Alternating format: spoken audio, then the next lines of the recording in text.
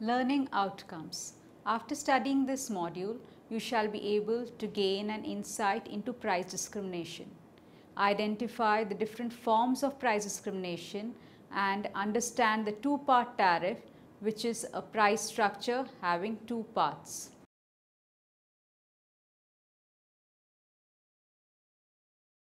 Introduction.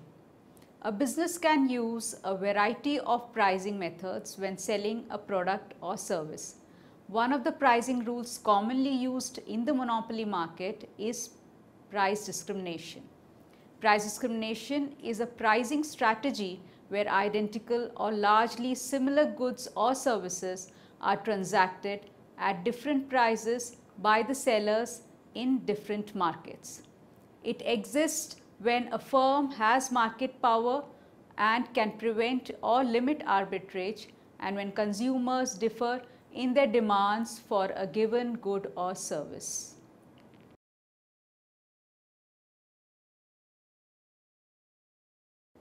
Price discrimination. As discussed in the earlier module, a monopoly operates at an inefficient level of output since it restricts output to a point where people are willing to pay more for extra output than it costs to produce it.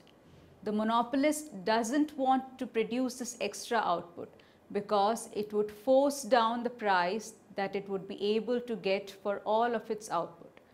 But if the monopolist could sell different units of output at different prices, then it is possible for him to maximize profits. The practice of charging different prices for the same product to different consumers is called price discrimination. Examples of price discrimination include senior citizen discounts for restaurant meals, students' concession on railway fares, doctor charging different fees from different patients, etc.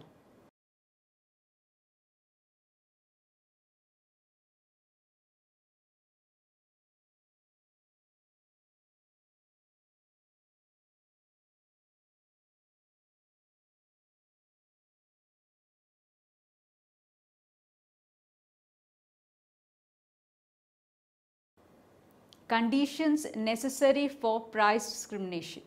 To sustain discriminating prices, it is essential that the following conditions are met. The firm ought to enjoy the status of a price maker, preferably a monopolist. The willingness of the consumers to pay should vary, that is, the price elasticity of demand of different consumers has to be different. Without this, it is not possible to charge different prices. While price elasticity may be different, the seller may not be aware of this. A consumer who is willing to pay more may not reveal this. It is therefore absolutely essential that the seller have the information on how much each consumer is willing to pay. And lastly, it should not be possible for the consumers to transfer the goods or services from one group to another. In other words, buyers should not indulge in arbitrage. Forms of price discrimination. There are three kinds of price discrimination: first degree price discrimination, second degree price discrimination, and third degree price discrimination.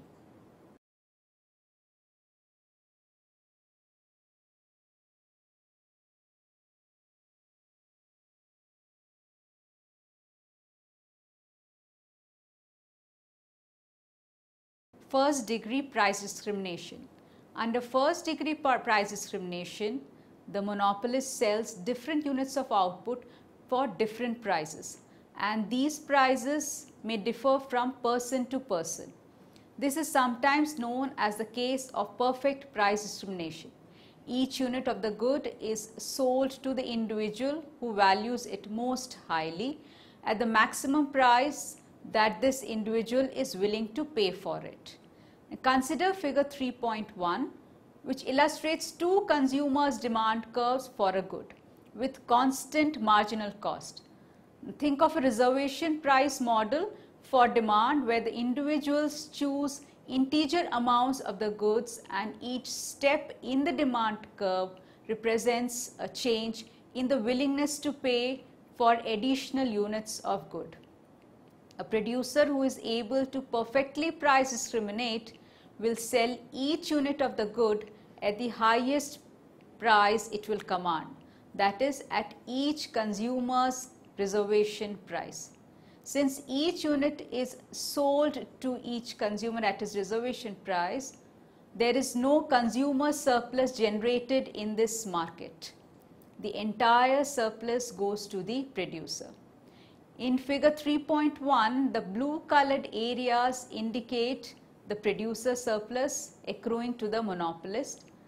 In an ordinary competitive market, however, setting these areas would represent consumer surplus, but in the case of perfect price discrimination, monopolist is able to appropriate the surplus for itself. Since the producer gets the entire surplus in the market, it wants to make sure that the surplus is as large as possible. In other words, the producer's goal is to maximize its profits, that is producer surplus, subject to the constraint that the consumers are just willing to purchase the good. This means that the outcome will be Pareto efficient, since there will be no way to make the consumers and the producers better off. The producer's profit can't be increased since it is already the maximum possible profit, and the consumer's surplus can't be increased without reducing the profit of the producer. If we move to the smooth demand curve approximation as given in figure 3.2, we see that a perfectly price discriminating monopolist must produce at an output level where price equals marginal cost. If price were greater than marginal cost, that would mean that there is someone who is willing to pay more than it costs to produce an extra unit of output. In this case of perfect price discrimination, the producer ends up getting the entire surplus generated in the market. We have interpreted first degree price discrimination as selling each unit at the maximum price it will command. In the case illustrated in figure 3.2, the monopolist would offer to sell x1 units of the good to person 1 at a price equal to the area under person 1's demand curve A, and offer to sell x2 units of good to person 2 at a price equal to the area under person 2's demand curve B. Each person would end up with zero consumer surplus, and the entire surplus of A plus B would end up in the hands of the monopolist. Perfect price discrimination is an idealized concept, as the word perfect might suggest, but it is interesting theoretically since it gives us an example of resource allocation mechanism other than a competitive market that achieves Pareto efficiency. There are very few real-life examples of perfect price discrimination. The closest example would be something like a small town doctor who charges his patients different prices based on their ability to pay. Second degree price discrimination. Second degree price discrimination means that the monopolist sells different units of output for different prices, but every individual who buys the same amount of the good pays the same price. Thus, prices differ across the units of the good but not across people. Second degree price discrimination is also known as the case of non-linear pricing, since it means that the price per unit of output is not constant but depends on how much you buy. This form of price discrimination is commonly used by public utilities. For example, the price per unit of electricity often depends on how much is bought. In other industries, bulk discounts for large purchases are sometimes available.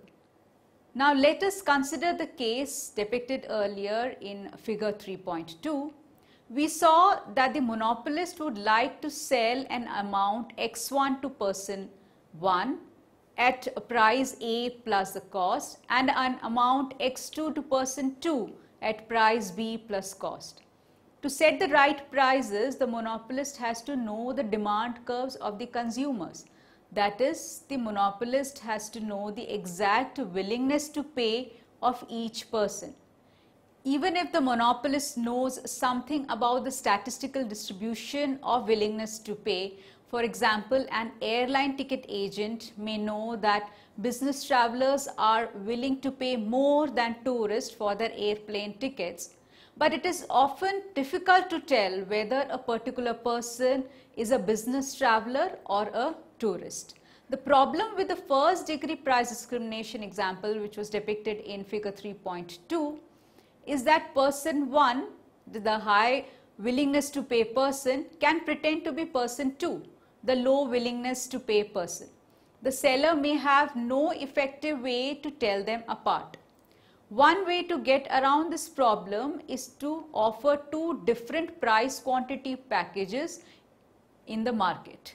One package will be targeted toward the high demand person, the other package toward the low demand person.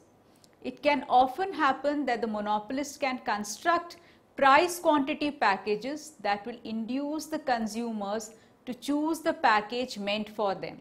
That is, the monopolists construct price quantity packages that give the consumers an incentive to self-select. In order to see how this works, let us look at figure 3.3. This figure illustrates the same kind of demand curves used in figure 3.2, but now laid on top of each other. The marginal cost is set equal to 0 in this diagram to keep the argument simple. As before, the monopolist would like to offer x1 at price A and to offer x2 at price A plus B plus C. This would capture the entire surplus for the monopolist and generate the most possible profit.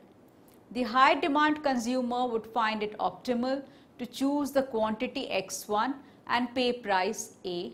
This would leave him with a surplus equal to B, which is better than the zero surplus he would get if he chose x2. One thing the monopolist can do is to offer x2 at a price of A plus C. In this case, the high demand consumer finds it optimal to choose x2 and receive a gross surplus of A plus B plus C. He pays the monopolist A plus C, which yields a net surplus of B for consumer 2, just what he should get if he chose x1. This generally yields more profit to the monopolist than it would get by offering only one price quantity combination. There is yet a further thing the monopolist can do to increase profits.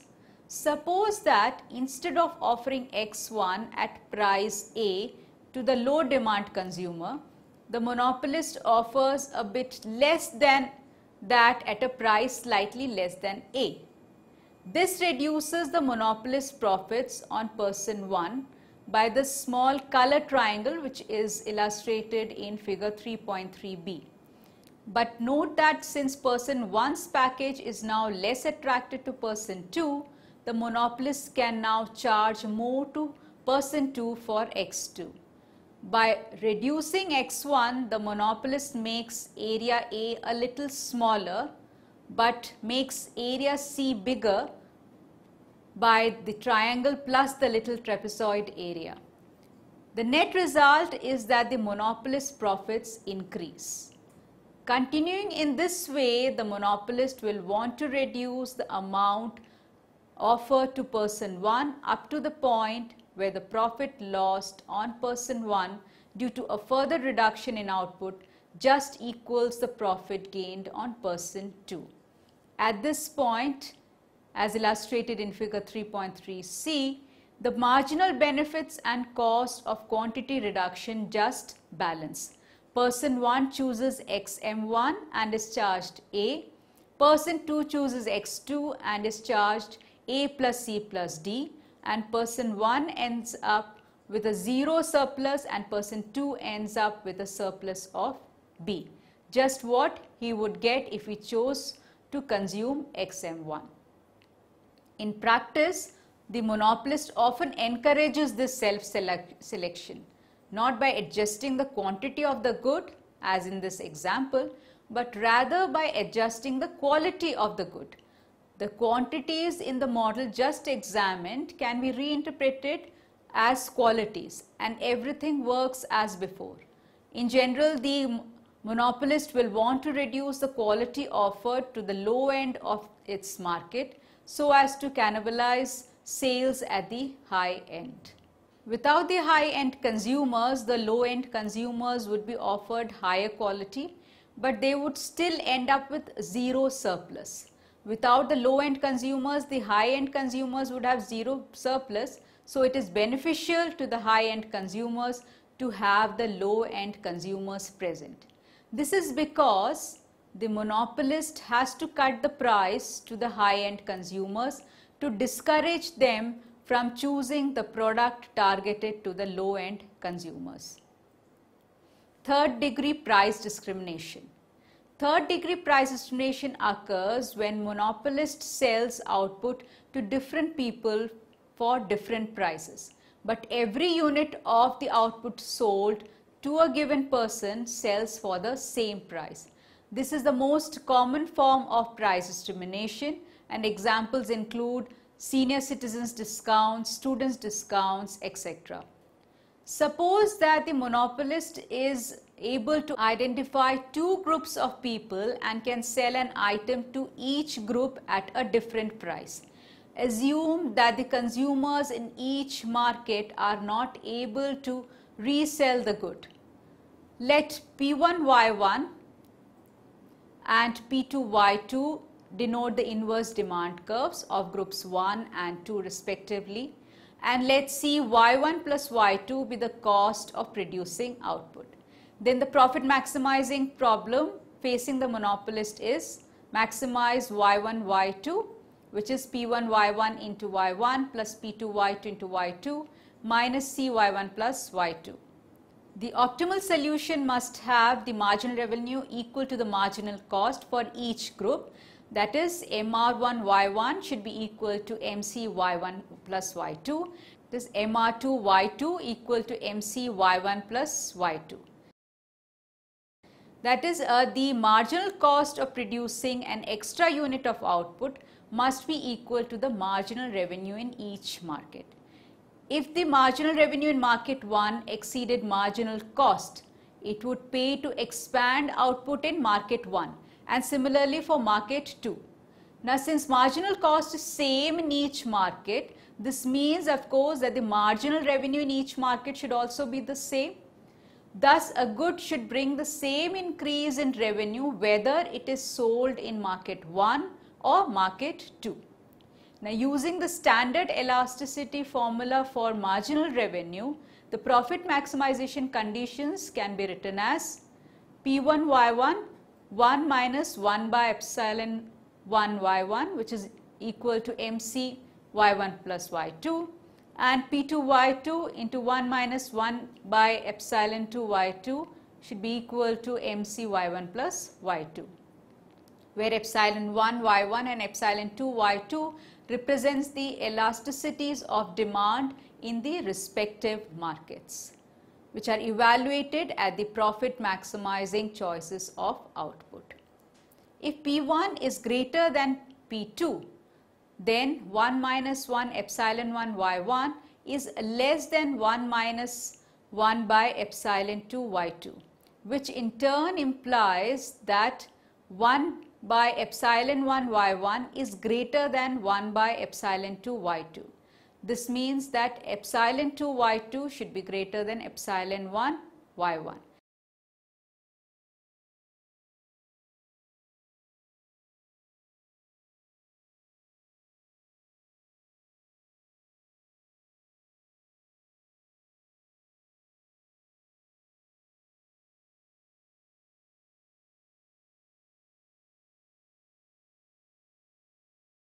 Thus, the market with high price must have the lower elasticity of demand. Now, since an elastic demand is a price sensitive demand, a firm that price discriminates will therefore set a low price for the price sensitive group and a higher price for the group that is relatively price insensitive. In this way, it maximizes its overall profits. This can also be illustrated as follows. Consider a situation where the firm faces two markets with linear demand curves given by x1 equal to A minus BP1 and x2 equal to C minus DP2. Suppose for simplicity that marginal costs are 0. Now, if the firm is allowed to price discriminate, it will produce where the marginal revenue is equal to the marginal cost, that is equal to 0 in each market, at a price and output combination that is halfway down each demand curve with outputs x1 star equal to A by 2 and x2 star equal to C by 2 and prices P1 star equal to A by 2B and P2 star equal to C by 2D. As illustrated in figure 3.4, if a price discrimination is allowed, the monopolist will charge price P1 star in market 1 and price P2 star in market 2. Since the marginal cost is assumed to be 0, the monopolist will want to operate at a point where the elasticity of demand is -1, which would be halfway down the market demand curve. Thus, the price P1 star is a profit maximizing price.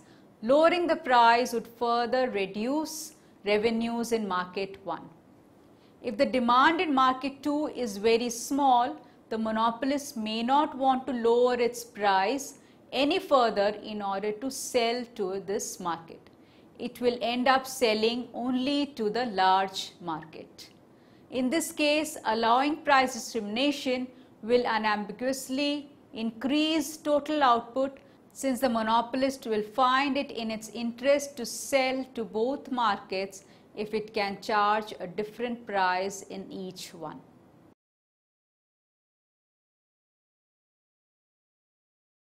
Two-part tariff. As discussed in the previous section, the rationale behind price discrimination is that it enables the monopolist to tap the consumer surplus. The monopolist tries to achieve this through first, second and third degree price discrimination. One method of operationalizing the first and second degree price discrimination is by charging a two-part tariff. Under two-part tariff, the seller charges a price split into two parts, a lump sum charge and a user fee, which varies with the usage. Applications of such a pricing technique include the following. Like Polaroid sells its camera for one price and its film for another. People who are deciding whether or not to purchase the camera presumably consider the price of the film. Another example can be in the case where the company that makes razor blades sells a razor for one price and the blades for another. Again, the price they set for the blades influence the demand for razors and vice versa. The owners of amusement parks can set two prices, one for entry ticket and other for rides. People who want to go to the park will consider the price they want to pay for the rides. This kind of two-part pricing scheme is known as two-part tariff. Consider the pricing problem facing the owners of an amusement park. They can set one price for tickets to get into the park and another price for the rides. The problem is how they should set these prices if they want to maximize profits. It should be noted that the demand for access and the demand for rides are interrelated. The prices that people are willing to pay to get into the park will depend on the price that they have to pay for the rides. So let us make some simplifying assumptions. First, assume that there is only one kind of ride in the amusement park. Secondly, assume that people only desire to go to this park for the rides. Finally, assume that everyone has the same taste for rides. Now figure 4.1 depicts the demand curve and the constant marginal cost curve for rides. As usual, the demand curve slopes down. If the park sets a high price for each ride, fewer rides will be taken. Now suppose that they set a price of P star that leads to a demand for X star rides. Given that the rides cost P star, how much they will be able to charge for admission to the park? The total willingness to pay for X star rides is measured by the consumer's surplus. Hence, the most that the owners of the park can charge for admission is the area labeled consumer surplus in figure 4.1. The total profits to the monopolist is this area plus the profits on the rides, that is P star minus MC into X star. Since the monopolist gets to charge people their consumer surplus, setting price equal to marginal cost and the entry fee equal to the resulting consumer surplus is the profit maximizing policy. This is the rationale behind pricing of amusement parks. There is one price for admission, but then the attractions inside are free. It appears that the marginal cost of the rides is less than the transaction cost of collecting a separate payment for them.